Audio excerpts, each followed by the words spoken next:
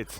Good morning, everyone, and welcome to the conference day. We're going to talk about API security, and we're going to talk about using OAuth to basically build more secure APIs, how to secure APIs. And to do that, I want to start by talking what we're not going to use, because this is a very complex topic. I've been working on this for a long time, and I've seen a lot of developers struggle with this, a lot of mistakes, because it's very hard to grasp these things exactly. And that's why I'm going to try and clear things up today so we can avoid any confusion in the future, and you'll hopefully walk away at the end of this session with a very good overview of what OAuth does, what other things do, and how you can use them in practice. All right. So in our scenario, I'm going to use a lot of images and slides here. So in our scenario, we have a couple of clients, and we have an authorization server playing a role. And one of the questions that a client often asks such an authorization server is to authenticate a user. And this is what happens every time you see a button like sign in with Google or sign in with Apple or whatever. That's basically this question. It's an application which is unrelated from Google or Apple asking Google to give them information about an authenticated user. That's OpenID Connect, by the way. That's something that's built on top of OAuth. That's an authentication protocol that's laid on top of OAuth, and it has nothing to do with API security. This is a way to offload authentication to a third-party provider, which can be Google, Apple, social login, or it can be an enterprise system. Your Azure AD has features like this as well, or you can buy a commercial service like an Okta, an Auth0, and so on and so on. That's OpenID Connect, and that's not what we're going to talk about.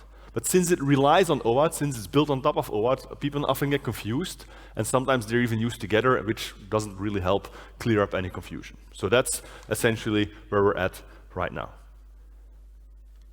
So what are we going to talk about? We're going to talk about API security. And that's the second part in this image, is where the client can ask the API, like, hey, can I also have a token, an access token, so I can access an API, sometimes on behalf of users, sometimes directly. We'll talk about that in a bit. That part is OAuth. That process of asking that authorization server, like, hey, I would like to access an API, can you make sure I have everything I need to do that? That part is OAuth. Which brings us in turn to the APIs. So we're actually trying to access those APIs, and the client is going to use that access token to go to an API and be like, hey, can you perform this operation? Here's an access token that represents my authority to do that, which the API will use to make authorization decisions. That's, again, OAuth. And then the third leg in this triangle is the API will have to process that token. We'll talk about that later in this session. And when doing so, there's going to be some implicit or explicit dependence on that authorization server, which is, again, OAuth. That's essentially what we're going to talk about. Those three parts in this triangle with a focus on the API side of things, how your APIs handle these access tokens. Before we dive into the details, let me make this maybe a little bit more concrete by giving you a running example, which I'll come back to throughout the session as we go along. So who would be what? Well, you have an enterprise scenario that's very common, actually, where you control all of the parts. And we'll talk about that later very briefly. But you'll also find this in many third-party scenarios. For example, Twitter. I'm going to use Twitter as an example because it's something we all know. We can easily grasp that, and it's easy to explain things with such an example. So what's going to happen with Twitter? Well, Twitter offers such an authorization server, allowing anyone like yourself to build a client against Twitter APIs. So that's essentially one part of a component. In that case, the APIs are Twitter APIs, and they have a trust relationship with that authorization server. So what's the client in this scenario? Well, one obvious client would be the Twitter frontend. The Twitter's web application, Twitter's mobile app, they are clients that use that authorization server to obtain a token and access Twitter APIs. That's essentially how this works behind the scenes. But this also enables the use of third-party clients. For example, on the left, we have a backend web application, that nice icon, a backend web app accessing Twitter APIs on behalf of a user. And for me, personally, that's Buffer. I use Buffer as a scheduling tool. So I can line up a bunch of tweets, very handy if you're organizing an event, for example. You can line up a bunch of tweets and they'll go out at specified times. Well, in that case, Buffer, a third-party app, completely unrelated, well, somewhat unrelated to Twitter, not maintained by Twitter, not built by Twitter, is using Twitter APIs on behalf of a user, me. And that means that Buffer will run through this process of asking Twitter, like, hey, can I access the API on behalf of Philippe? And Twitter will ask me for some approval, and I'll give that. And Buffer gets an access token and can now access those Twitter APIs. That's a scenario that relies on OAuth. And these are quite common in the real world. At the bottom, you also have a service icon, which is very vague, I agree. Service icon in this case would be access that's not on behalf of a user. So you can access Twitter APIs on behalf of Philippe and try to do something with Philippe's account, sure. But you can also build a tool that can access Twitter's APIs to just fetch all of the tweets with the hashtag code Europe. That would not be user specific, it would not be in the name of a user, it would just be direct client access, machine to machine access. And that's also a very common scenario in the world of OAuth, and we'll get to that in a few minutes. That brings me to my first takeaway. And the first takeaway here is to use OAuth and OpenID Connect for that matter as intended. Because there's a lot of confusion about which part of the whole ecosystem does what. Well, OpenID Connect allows a client to delegate user authentication. Ask someone else, tell me who this user is. So I don't have to worry about that. No usernames, no passwords, just ask the question, get a response, handle that response. OAuth is about accessing services, resources, as a client application, sometimes directly, sometimes on behalf of a user. That's what OAuth brings to the table, and that's going to be the focus of this session as we go further. Before we do that, a small word about myself. I'm Philippe De Ryck, I'm from Belgium, and it's absolutely awesome to be here. I love being in Poland and being able to speak to you here. I've also done the first part of this conference 2 days ago, and we have another day in Warsaw tomorrow as well. I do security. That's my expertise. I have a PhD in web security, and I basically help developers build more secure software through conference talks like this one, through cheat sheets and articles, but also through training, like developer training workshops and consulting where necessary. That's essentially what I do, and that's why I'm here. I'm here to tell you, help you understand OAuth so you can actually avoid common mistakes and build more secure applications. All right, let's start diving into some of the details. Clients access APIs with access tokens. That's the strength of OAuth. The strength of OAuth is that we can reduce all of this complexity of authenticating users and authenticating clients and dealing with this and dealing with that into a uniform system where we just get an access token. You don't have to carry about most of the details. Most of the details fall away because that's involved when the client gets an access token. But once the client has that access token, you just verify that token and you're good with that. Which brings us to the question, where does the client get that access token from? Well, from the authorization server. That authorization server plays a crucial role. That's really important when we're getting access tokens. That authorization server decides if something is allowed, decides what to put in the access token, how long it's valid, and so on and so on. So that authorization server has a crucial role. It can be a third-party service like Twitter. It can be a first-party service, something you control when you're running something like an identity server or an Auth0 service or whatever. All right. Now that we know where it comes from, the question is, how does the client get that access token? Well, that depends. There's no one correct answer because it depends on what the client is. Let's talk about the simple case first. Machine-to-machine communication, that service accessing Twitter APIs to get a list of tweets with the hashtag code Europe. No users involved, just software talking to an API using an access token. Well, here's how that process works in practice. The client, the service in this case, is going to contact that authorization server with a request containing client credentials.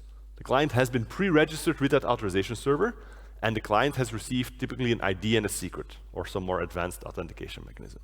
The client can now go to that authorization server and be like, hey, I am that service that was registered a while back, and here's the ID and secret you gave me when that happened, when the developer did that. And the authorization server will verify that, and if everything checks out, it's like, oh yeah, you're that service that will access Code Europe, hashtag tweets, whatever. Here's an access token for you. And with that access token, you're developers, you see where this goes, right? With that access token, the service can now contact the API. The API will look at the token, make sure it's valid, and so on and so on. We'll talk about that, and then return a response when everything checks out, or an error message when everything does not check out. Very simple scenario, very simple case, and we call this the client credentials grant. Client credentials because we're exchanging client credentials for an access token. And that's the flow you use when you're dealing with machine-to-machine access in an OAuth scenario. And the beauty of this is client authentication is handled between step 1 and step 2. not in between step 3 and 4. So your API doesn't have to worry about verifying client secrets or API keys or this or that. It just handles an access token. That's what OAuth really does. All right, takeaway here. The client credentials grant is the flow you use whenever you're dealing with machine-to-machine access. There's a whole bunch of flows in OAuth. I'm not going to talk about all of them. There's like 6 or 7. This one is a relevant one. This is one you remember. Whenever you're dealing with direct machine access, this is what you use. What happens if the user is involved? Well, things get tricky, as always. When users are involved, it's always a little bit more difficult to get things done, especially in a secure way. One of the problems is users don't talk to software. They use browsers, for example, to interact with services. So we have the client in the middle at the bottom, the backend service, for example, Buffer, when we're trying to access Twitter or your application in your enterprise setup. And the initialization step, well, the user is going to indicate that they want to do something. For example, they want to connect their Twitter account. And in Buffer, in the application, there's going to be a button, connect your Twitter account, so we can access Twitter and post tweets on your behalf and so on. So click. And that basically tells the backend service, the client, it's time to run an OAuth flow, the authorization code flow, if you're wondering about the name. And the backend will start that by redirecting the browser to that authorization server. It's basically going to take my browser, when I click the button, it's going to respond with a redirect, which will take me to Twitter. And the browser will follow that redirect, send a request to an endpoint at Twitter, which may carry cookies, so if I'm logged in, Twitter will know who I am, and so on and so on. If I'm not logged in, Twitter will be like, what the hell is this? I don't know who you are. Can you authenticate, user? And when I see login form, I'm going to be like Philippe De Ryck, password test1234, and that's not my real password, by the way. Enter, and Twitter's like, oh, you're Philippe, awesome. Philippe, Buffer is trying to ask, or is trying to get access to your Twitter account through our APIs on your behalf. Do you agree with that? That's a consent step. Consent is a big part. Well, that's a lie. Consent is integrated into OAuth. It's not a big part because they left it unspecified. It's just in the spec, like you might want to ask the user for consent, and then they hand waved at that, and that's about it. But in practice, consent is a big step because I'm actually giving a third-party application access to my Twitter resources. That's something I might want to be aware of. We'll talk about that in a bit as well. But that's essentially the interaction between me and Twitter. And when Twitter is satisfied, when the authorization server is satisfied, they will return an authorization code to the client. And they do that with another redirect. So the browser is going to send, or I'm going to click this button, yes, I consent, which is a request to the authorization server. A response will come back that will take my browser back to an endpoint running at that client, at Buffer in our running example. And that endpoint on the client can extract the authorization code from the URL and will now exchange that authorization code for tokens. So it's going to go back to that authorization server and be like, hey, I got this random string here. I don't know what that means because it's a random string. Can you help me with that? And we have, in case of a backend application, some client authentication on that flow as well. Response is an access token, and with that access token, we can now access the API on behalf of the user. And that's essentially how this process works in practice. This flow is somewhat complicated, and there's a bunch of details that we're not going to talk about because we're mainly interested in this part. Where's my, here we go. In this part of the interactions, not really in the complicated OAuth flow. All right, this flow is called the authorization code flow because we like complicated names for things, but basically because we're exchanging an authorization code for tokens. That's what it means, and you use a mechanism called PKC, proof key for code exchange, PKCE. I'm not going to be able to talk about that in this session, but just be aware that that's a best practice if you want to implement a flow like this. And that brings us to a takeaway right here. If you're dealing with a user-involved flow, you want to use the authorization code flow with PKC. Forget about older flows like the implicit flow or the resource owner password credentials flow. Those are deprecated. This is the current best practice for backend web apps, mobile apps, and front-end web applications as well. All right.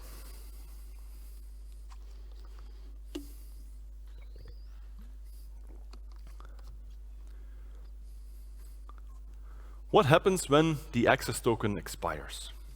There's going to be a lifetime associated with that access token. So the client is going to ask Twitter, Buffer is going to be like, hey, can you post this tweet in the name of Philippe? And Twitter is going to be like, no, thank you.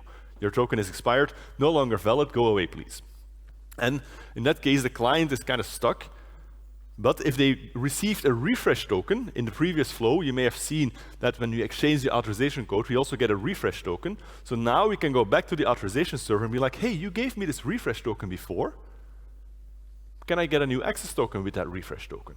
And the authorization server will verify, who are you? Like, oh yeah, you're a buffer, your client secret is valid, and this refresh token is valid, and indeed it matches what I gave you before for Philippe, and you know what, everything is fine, here's the fresh access token. And with that fresh access token, we can now go to the API, do what we need to do, and the response is going to come back. Awesome. This is the refresh token flow. We exchange a refresh token for a fresh access token, which has a very important implication. The implication here is that we can keep that access token short-lived. As in, it doesn't matter if it expires after 10 minutes or an hour, because we can always use the longer-lived refresh token, which is better protected, more secure, to get new access tokens. And that's a best practice. That's a good pattern. And that brings me to the takeaway here. Use short-lived access tokens. You want to use access tokens with a short lifetime.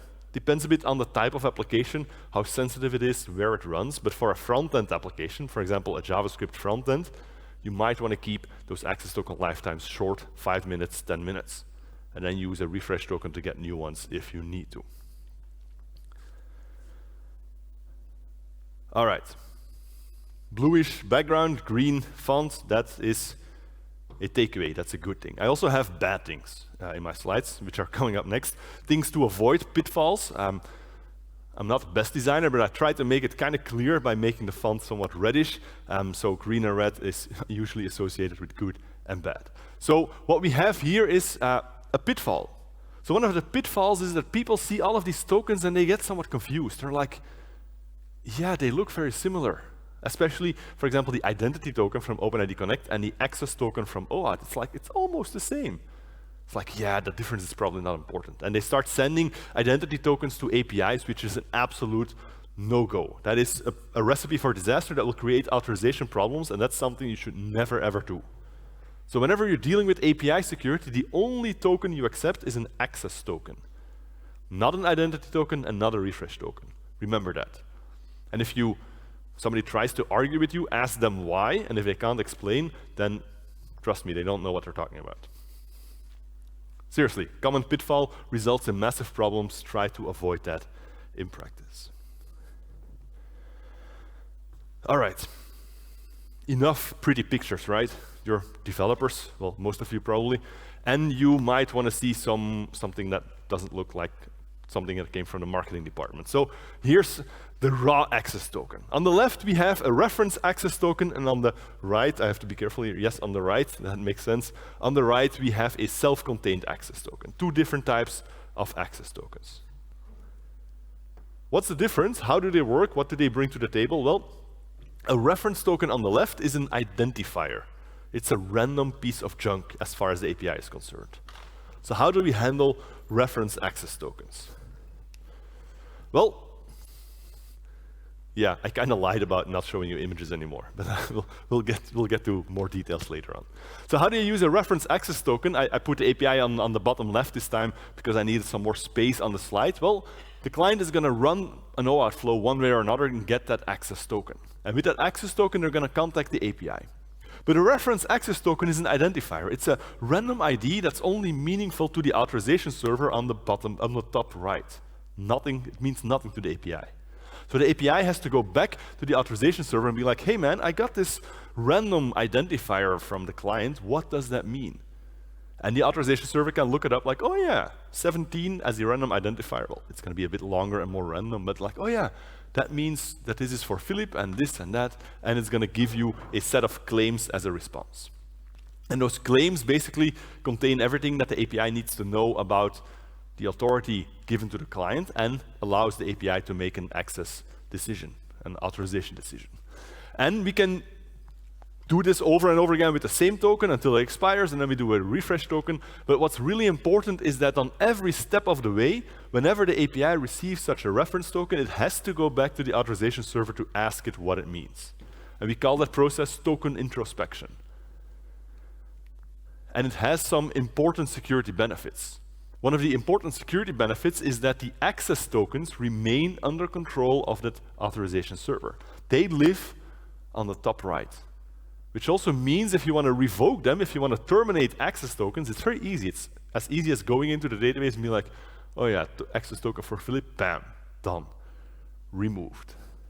That's the security benefit. That means you can terminate access to APIs from clients immediately if you prefer to. It has a very big downside though. If you're, some developers here will be very performance oriented and they're like, what the hell is this? Every request in step 3 and 8 means a request in step 4 and 9. That doesn't sound right, but it is. That's the downside of doing token introspection, the overhead of having to do this over and over again. And before you start being like, I'm a smart developer, I can cache that thing on the API side and that will solve everything here, right? Well, yes, but if you cache it, then you lose the ability of having the you lose the ability to kill that token, revoke that token instantly. Because now you cache it for 5 minutes, and guess what?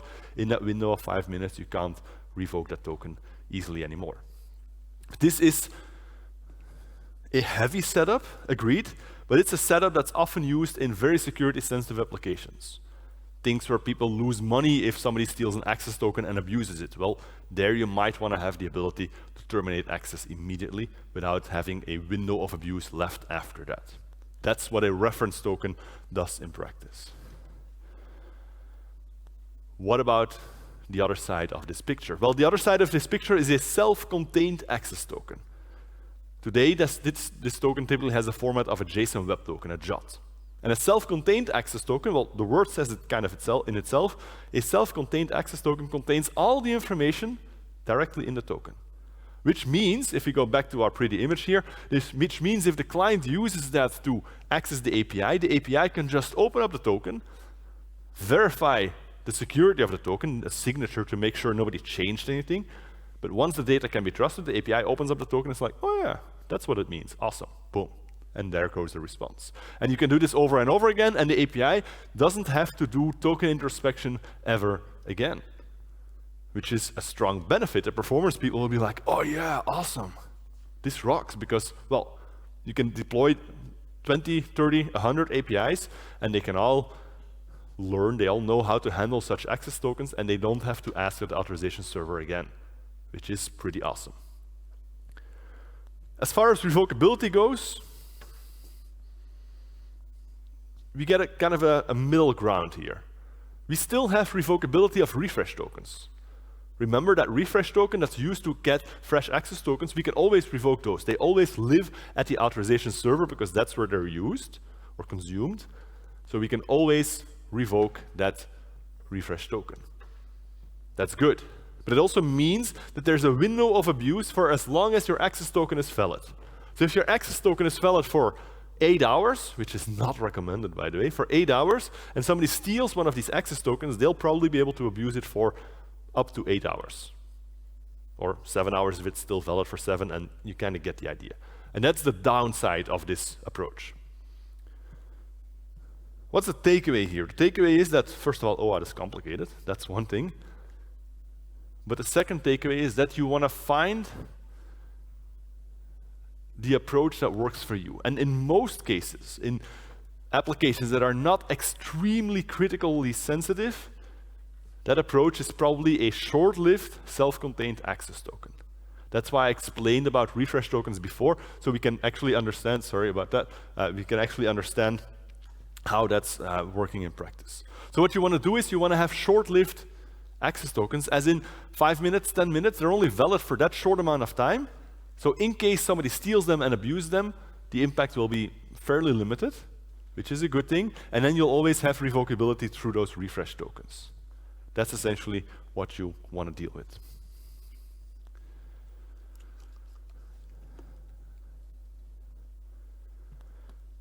I had a slide in between. I forgot about that one, my apologies. We're not going to talk about the specifics of handling JSON Web Tokens, because those specifics will take me quite a while to go through, because there's a lot of things you should know about JSON Web Tokens. If you're interested in that, I wrote a guest post for 42 Crunch at the end of last year, which writes things out in a lot of detail. So I recommend you go there and give that a read. That's going to answer all of your questions you have about handling JSON Web Tokens. All right. Back to the access token. What is in an access token? Well, it depends a bit. On the left, you see the claims for a reference access token, which you get after token introspection. That's what you get from the authorization server. On the right, you see the payload of a JSON Web Token, which is what you get after you have verified the signature of the JSON Web Token. And both tokens contain some similar stuff, but also some different things. Let's focus on the most important properties first. On the left, you have a claim that says active, true, or false. Well, you know how Booleans work, so I'm not going to explain that. That claim basically tells the API, is this token still valid? If you end up with a reference token that has expired, for example, then this active claim will be false and the API will reject that token, or must reject that token. On the right, we don't have that token introspection step, so including active true, well, that doesn't mean much because it's never going to change. So instead, we create or we add an expiration timestamp and potentially an issued at timestamp as well. EXP, that's a really important one. An EXP timestamp or claim in a job tells the receiver, the consumer, when that token will expire. So one of the things you should do when your API accepts an access token is ensure that the token is still valid. Because if it's 5 minutes and you use it after 7 minutes, then the EXP is going to be in the past, and that's not how expirations work. So your API will be like, yeah, sorry, no longer valid. Very important. All right. What else is in there? Well, we also have a bunch of reserved claims that have a very specific meaning in the world of OAuth. The ISS claim. The ISS is the issuer of the access token. Which service has created this access token? For example, if you're trying to access Twitter's APIs with a Twitter access token, it's going to say something like, I don't know, OAuth.twitter.com.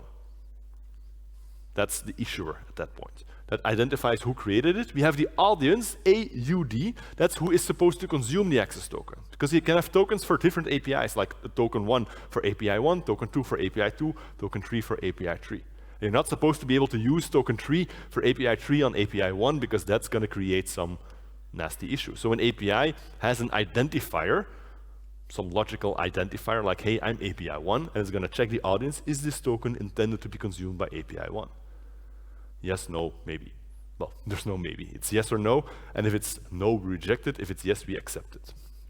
And then there's an AZP claim, which is a bit less relevant. That's the authorized party. That's the client ID of the one using the token, which can be useful, but is not always used for authorization decisions.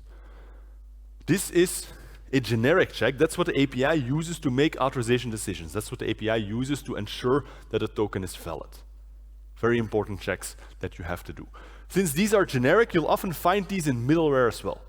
You'll find middleware packages for virtually any ecosystem these days, Node.js, Java Spring, whatever, that will handle access tokens and perform these checks for you through some configuration. You tell it what values to expect, and they will check it and give you the token if it succeeds or reject it automatically if it doesn't succeed. These checks are really important in your API to ensure that an access token is acceptable, to ensure that it's valid, that you can rely on the contents for making specific authorization decisions. That's what this means in practice. All right, so how do we make authorization decisions? Well, one of the mechanisms you can use for that is a scope. And scopes are something really weird that are fully ingrained into the OAuth protocol. So a client can ask for a scope, the authorization server will maybe prompt the user to agree with that scope and return a token that contains scope values. The best way to describe a scope is a way for the user to delegate a selective piece of permissions to a client. Let me show you that in a screenshot. That's going to make things more clear. Google, as an example. I'm the owner of my Google account, or that's kind of the illusion that Google wants to give you, but I control access to my Google account. I have access to my full account, my Gmail, my calendar, my whatever, my Drive, my documents, my sheets, anything. If a client like Zoom wants to access my Google account, they're not supposed to get full access, right? I'm not supposed to be like, yeah, Zoom, you can access my entire life on Google. That's not how things work. So Zoom, the client Zoom, is asking specific permissions, like, hey user, we would like to access your calendar so we can put events into your calendar and so on, and create video links and whatever. I haven't used this, so I don't know how it works, but I'm kind of guessing that's what it does. And you can see this right here on the slide. That's the scope Zoom is requesting. View and edit events on all your calendars. And as a user, that's the consent step. As a user, I'm prompted for this. Google is asking me like, dude, are you sure you want to give Zoom that access? And that allows me as a user to make a conscious decision. I can be like, yeah, that's kind of okay. Or I can be like, what? No, of course not. Well, in this case, well, like I said, I don't use it, so I just clicked cancel and we went away. But I've had cases where an application was asking way too many permissions to my resources to a certain API, and I actually revoked or said like, no, I don't want that. I'll find another way to enable this because this makes no sense. That's consent. And consent is typically associated with the scope. The client asks for that, and what scopes do you have? Well, the spec is again very vague there. The spec is like, yeah, it's a string. And in that string you have strings delimited by spaces, and you can request whatever you want, as long as it means something to the authorization server. Which brings us to the question, what scopes do we have at Google? Well, a few thousand. I'm not joking here. Here's a partial screenshot of some of Google's APIs. You can see on top left, the Gmail API has a whole bunch of scopes you can request. Let's say you want to build a client that gives the user statistics at the end of each day, like you send this many mails, you receive this many mails, and you clean up so many mails in your inbox. That would be, for some people, very useful, for other people, very depressing. Depends a bit on what you're trying to achieve here. But you could guess, like, which scopes do we need for that? Well, probably this scope here that says googleapis.com/auth/gmail.read-only would be a good scope, because it's a minimal scope. It's something that your client needs only read-only access. There's no need for write access, and the user will get a prompt that says like, hey, this client will be able to read your Gmail info, but they'll never be able to send messages or delete messages. And you can be like, oh yeah, that's kind of okay. Click, yes. That's how you define scopes. The authorization server is in control there. All right, this works really well in scenarios where you have the need for that kind of delegation authority, the need for asking a subset of permissions. You can use that in your own enterprise applications as well, as long as you have a logical grouping of certain permissions. We use that in our APIs to implement function level access control, to implement something where we would basically say, hey, if you want access to the endpoint that creates a review in a restaurant review application, you need the reviews write scope. Otherwise, no. So someone with read-only access will not have that scope, so that client will not be able to create reviews in the name of the user, and we have some authorization mechanism in place. To be honest, scopes work really well in this scenario where the client and the authorization server are not really built by the same party. Like this Google and Zoom, that's a very good example of where scopes work really well. If you're building your own system, your own enterprise system on OAuth, and you control the authorization server and the users and the clients, and you just use it to build a uniform authorization structure, then scopes may not be the right mechanism. And that's why you'll often find access tokens, and implementations for that matter, that support custom claims, like a permissions claim. And a permissions claim can be, well, it's a custom claim. You can put whatever you want in there, and it can contain all kinds of useful values. So for example, you could configure your authorization server with a role-based authorization information where the user has a specific role, and based on that role, you're going to include certain claims in that permission or certain values in that permission claim. Or you could say like, hey, I'm going to create a client. I know what that client is because I built it myself. This client always has these permissions and never these permissions. And that's something that the authorization server will populate in that token for you, and that your APIs can in turn use to make those decisions. Typically used in this first-party scenario, works really well and allows you to define whatever you want as permissions. One of the cool things you can do is you can, by the way you define your permissions, you could basically create some kind of a structure up front. So one example I have here is for that restaurant review application. We have read reviews, write reviews, delete reviews. Those are user-specific permissions that the user can delegate to a client application, whether it's through proper consent or through a role-based access control policy, that doesn't really matter. At the bottom, we have all reviews read and all reviews delete. And that's basically a different approach. Those are more like admin level permissions. And you can give them a completely different name because the string is arbitrary. It's up to you to define what that string is. And you can give them a different name to enforce some kind of a logical separation between them. So you can't accidentally give a user all reviews permission, which are admin permissions, which would give them more access to the system than they need to. That's definitely something useful to create some separation between different permissions. All right, takeaway here is use custom permission claims to create a more flexible authorization mechanism to allow you to configure permissions based on users or clients without having to go through that scope and consent step. Takes away the pain of having to ask or configure your client to ask for certain permissions. It allows you to basically include authorization information and access tokens through a policy-based mechanism on the authorization server. And that's pretty awesome.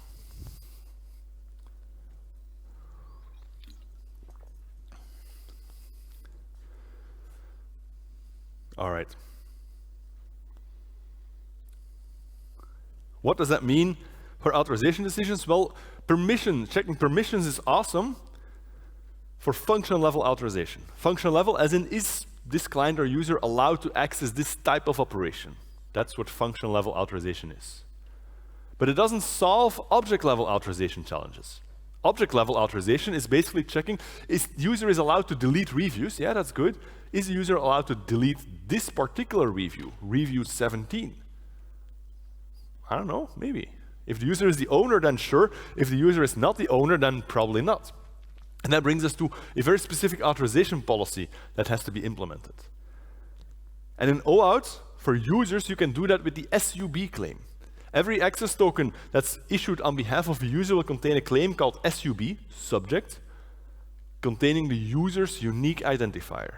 This tells you exactly who the user is. So on your API, you can now implement decisions that say like, okay, deleting reviews is allowed by the author of the review, so you can compare the ID of the author to the subject in the access token, and if they're the same, then you know it's the same user and you can allow the delete operation. Otherwise, you will reject that operation. That's basically how you implement object-level access control using user-specific access tokens.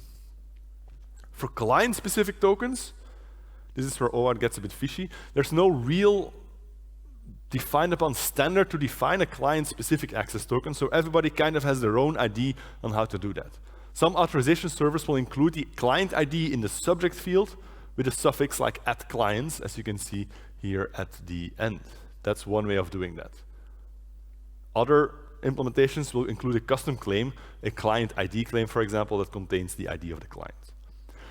To be honest, in most client access cases, you don't really need to know who the client is because you can rely on permissions like all reviews read to ensure that a decision is properly made. But if you want to enforce object-level access control using client IDs, you can use that value from that claim, whether it's a subject claim or a custom claim, to make that decision and enforce restriction on specific clients. All right, what's the takeaway here is, the takeaway is you have to perform these object-level authorization checks. Don't forget them.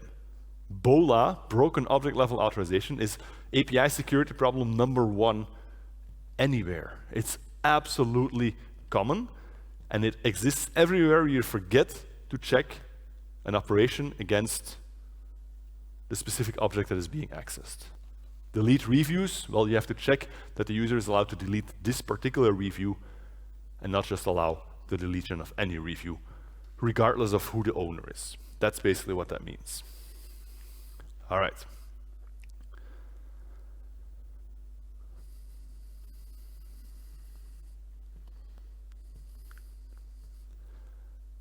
Access tokens can contain custom claims.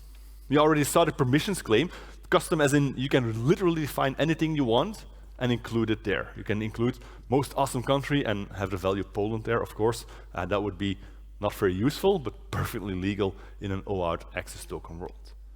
What else can you do? Well, you'll include stuff. You'll quickly run into cases where you need additional information about who the user is and their context to make authorization decisions. And one common case is if you have multiple tenants. Like if you're building a SaaS, you'll typically hand out access tokens, and a user belongs to a customer, and that customer has their own subset of resources in your system, and you'll have another customer with other users, and so on and so on.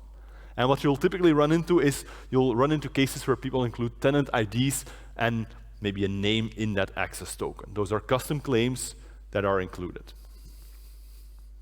Is that a good idea, is my question. Well, it depends. If you use this carefully, then yes, this is a good idea.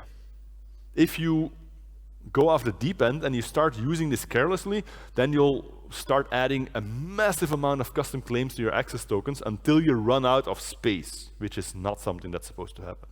Because people often include this in an authorization header going to the API, and then they're like, yeah, but my token is longer than the allowed value in a HTTP header, so how do I solve that? Well, and the answer is like, what the hell are you putting in your token that it's so big that you can't fit it into a header? And then they open it up, and it's like, yeah, all of these custom claims, and it's like, yeah, that's not how you are supposed to use things. So how do you decide what can be there and what can't be there? Well, I can only give you a rule of thumb, like a recommendation. There's no hard, clear set of rules, but the recommendation is anything that's related to the user's identity, as in to who the user is, to their context, their information, so we can use that information to make authorization decisions. That's a good cutoff point. So tenant ID, well, the user belongs to a specific tenant and we use that information for authorization purposes, like, yeah, that makes sense. Let's include that. Good. Role information, sure. That's kind of generic information, belongs to the user, not really subject to change that often.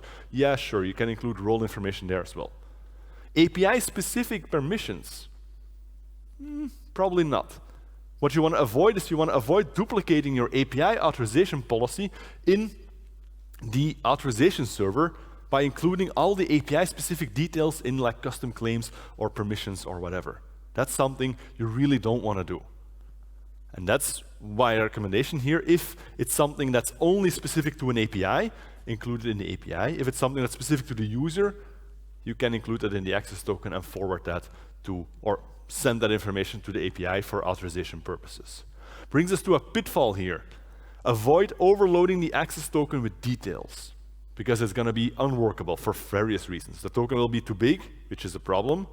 It will be very difficult to keep your policies in sync at the authorization server and at the API, which is a problem. It will be hard to change something, and you'll run into problems really, really fast. So try to avoid that in practice.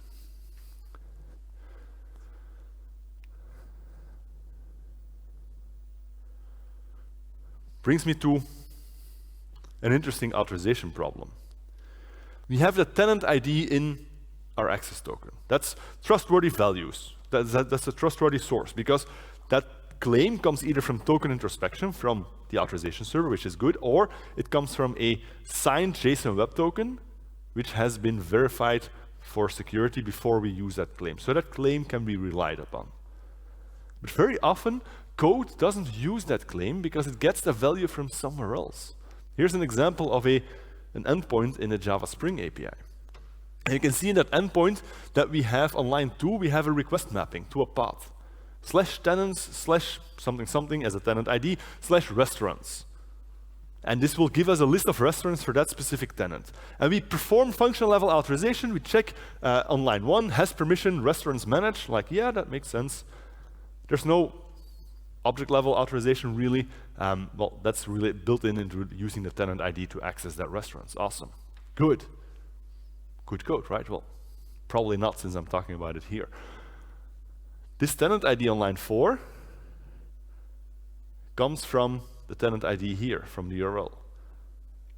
And it's very easy to mistake this ID as a trustworthy value, but it's coming from the URL, allowing a user to send a request, a malicious user, to send a request with any tenant ID in that URL. And that's a bit of a problem. And one of the things you always have to do is make sure you can trust those values before you move forward. Concretely, this means you have to map this tenant ID in the URL to this tenant ID in the access token.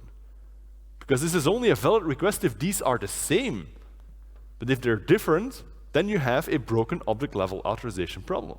Because now you allow a user with tenant ID 1 to access the restaurants for tenant ID 2 because you forgot a check between the trusted value and an untrusted value. You have to make sure they're the same, they're identical to allow this to move forward. Or just, you could also remove this ID from the URL and only rely on the trusted value. That's also a valid strategy. But that's something that doesn't always work, so I prefer to explain the elaborate strategy here. That's a really, really, really easy problem to create. Very hard to overlook because it looks like you're doing everything correctly, but you're really making an authorization problem in the API. So the takeaway here is to make sure you only use trustworthy values for making authorization decisions. Do not rely on something from a URL or a query parameter without verifying whether you can trust that value, whether it makes sense or not. And that's the takeaway right here. And again, this on a slide, as I showed you here, it's probably like, oh yeah, that makes perfect sense. But trust me, if it's in your code, it's very, very hard to spot this problem unless you go looking for that. Which brings me to the takeaways. And one of the takeaways is going to be, go look, well, it's not in the list, but it should be maybe, go to your APIs and look for problems like this, because I can guarantee that you will find one of these problems somewhere in the application. All right, that's a free takeaway. That was takeaway number 0. What's number 1? Well, takeaway number 1 is use OAuth to enable authorization, uniform authorization in a complex architecture. The benefits of using OAuth is it offloads the heavy lifting of client authentication and user authentication and all of that stuff, not crap stuff, to the authorization server. And your APIs become much simpler. They don't have to learn how to authenticate clients and deal with keys and certificates and so on. They just get an access token, and they use the claims to make a decision. That's what OAuth brings to the table. Really, really important takeaway. Number 2, learn and respect the purpose of OAuth flows and tokens. What's the token that an API consumes? The access token. Nothing else. Don't try to be smarter, because people always come up with variations like, oh, here's this super complicated flow that people took years to build, but what if I just change this to that and send this here, and then it's probably going to work, right? It's like, no, probably not. These are really complicated technologies. This is really hard to find out if they're secure. People have spent way too much effort on making sure that the flows we have are secure, so don't try to modify them. Don't try to be smarter, because it's very, very hard to do that. And enforce API authorization using trustworthy information, using information from the access token. Yes, you can use information from other sources as long as you verify it, double check it, but don't just start using information from requests without making sure that they're valid, because you will create authorization bypasses. All right. If you want to learn more, I also have a few online courses you can join where you can learn about more details on OAuth, OpenID Connect, and so on, API security or React security. So definitely check it out if you're interested there. Connect with me on Twitter or LinkedIn. Always happy to stay in touch. I usually share some useful information on security. It's been quiet for a while because things are busy, but I'll pick it back up. I'll share the slides of this talk as well. So definitely do that. And with that, I want to thank you for being here, and I hope you enjoyed the rest of the conference. Thank you.